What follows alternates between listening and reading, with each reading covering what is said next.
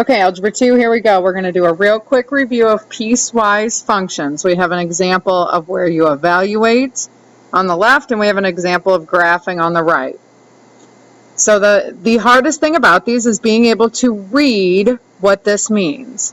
Okay, all this means, this first part up top here, means that y equals x minus 1, but only when x is less than negative 2. Okay, so here we're looking for f of negative 4. Okay, so again, this means that x equals negative 4. This means find y when x is negative 4. So that's what we're trying to do here, is find y when x is negative 4. So x is clearly less than negative 2, so we are dealing with this top piece.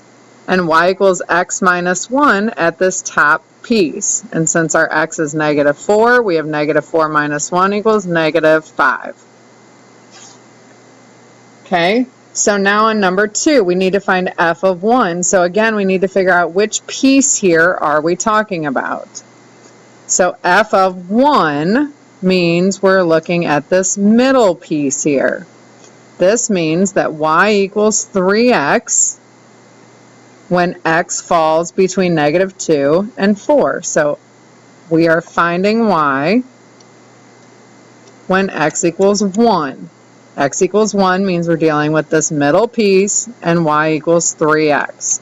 And since x is 1, we've got 3 times 1, which is 3. Done. All right, number 3 is find f of 5. F of 5 means find y when x equals 5.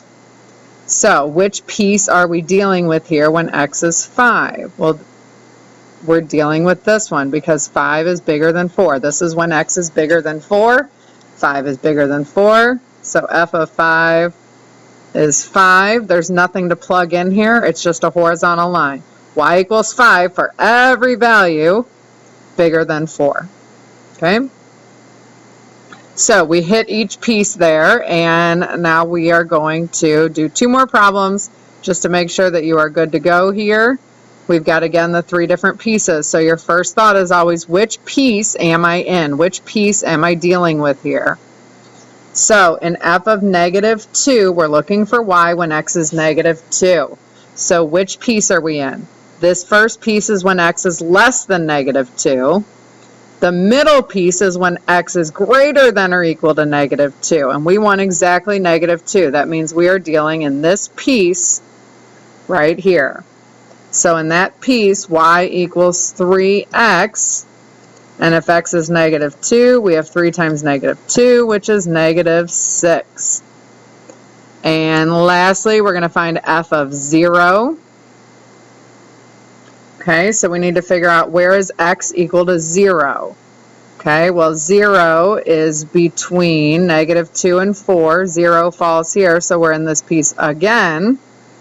And so y equals 3x, which is 3 times 0, which is 0. Okay, moving on to graphing. So again, the more you understand what this piecewise function is, what these symbols all mean, the easier it is to graph. Okay, so let's write it out again. So this first part means that y equals 2x minus 3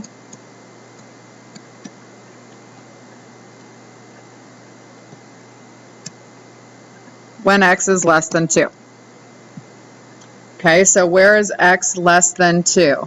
I like to take my highlighter here and talk about where x is 2.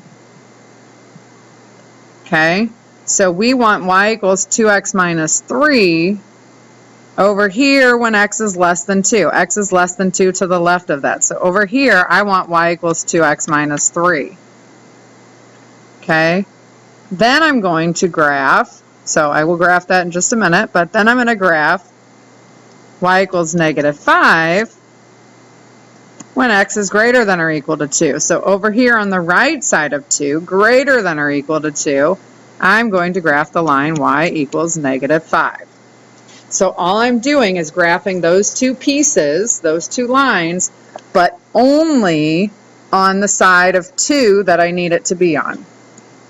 Okay, so I'm going to switch back here to red, and we're going to graph y equals 2x minus 3. So we're going to go down 3, and we're going to go up 2 over 1, up 2 over 1. This is going to be an open circle because this red does not actually hit 2. Okay, so because it's not or equal to. And then we're going to connect with a smooth line. And then we have the left side of our piecewise. And now we are going to do the blue. So I'm going to change up my color here. We're going to do blue, and we want y equals 5 on the other side. And hopefully you know that y equals 5 is a horizontal line. Okay, y equals 5 is this entire line right here. We don't want that entire line. We only want the right side of that line. So I'm going to erase that there because I don't want the whole line. Okay, I want this part of it.